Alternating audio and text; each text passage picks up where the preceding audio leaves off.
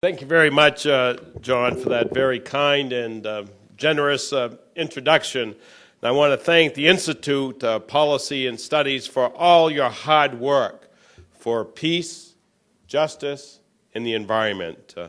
If we had listened to IPS 2 decades ago, we would not have entered into trade agreements like NAFTA or CAFTA that are causing much pain.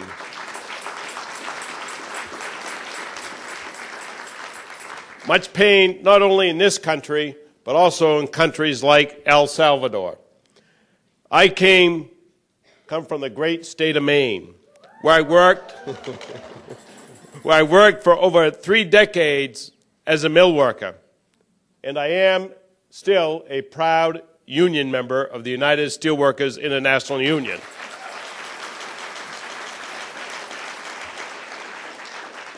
My struggles in that job prepared me for my work as a member of Congress and as a defender of individual human rights, workers' rights. And that's why it's a great honor for me to be here this evening. I fought for the basic rights and dignity of my fellow workers at Great Northern Paper Company in East Millinocket. I also fought to clean up the river that was polluted by the very mill that I worked at. I was only 23 years old at the time when I decided to get involved. Those fights led me to seek elected office first in the Maine legislature and then in the United States Congress. And 2 years ago, when I learned that the communities, workers, and environmentalists in El Salvador were coming together to fight for their future against mining companies that were destroying part of their country, I did not hesitate at all to get involved. The 5 individuals here this evening from El Salvador sitting up front with you tonight are heroes.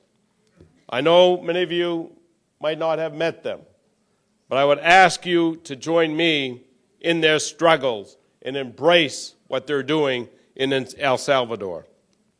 It is a struggle of intimately related to other struggles for fairness and dignity and for the environment that so many of you here in this room work day in and day out to advance. And it is a struggle that we can help as we move forward in this Congress to win key legislation that I'll tell you about later on this evening.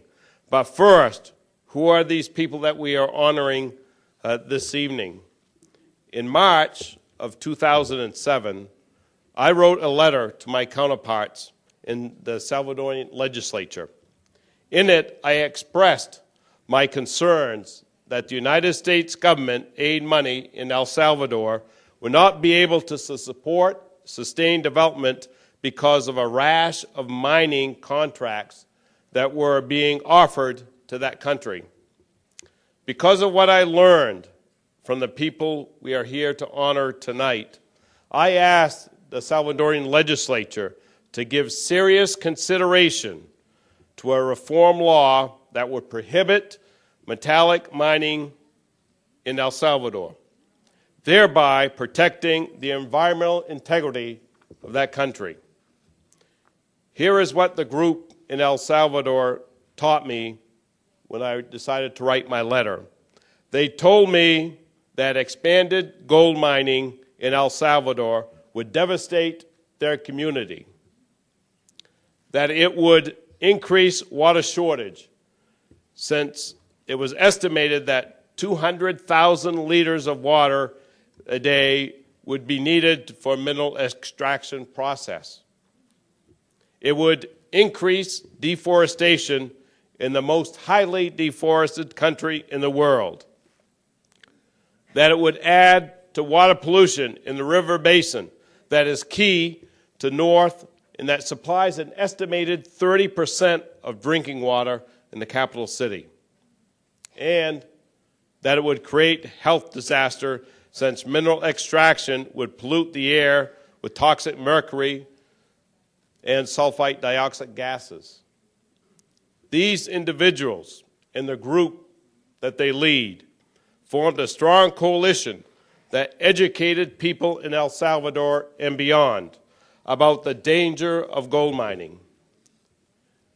They have advanced legislation that would prohibit metallic mineral mining in El Salvador, a law that could be a model for the rest of the world.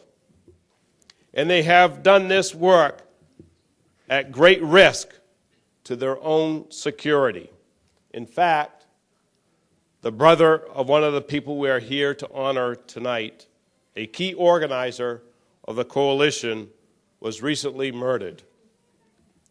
It is urgent that the United States Congress and the State Department offer their support in the new progressive government in El Salvador in their effort to bring these killers to justice and to protect the many others in this movement who face continued death to their threats.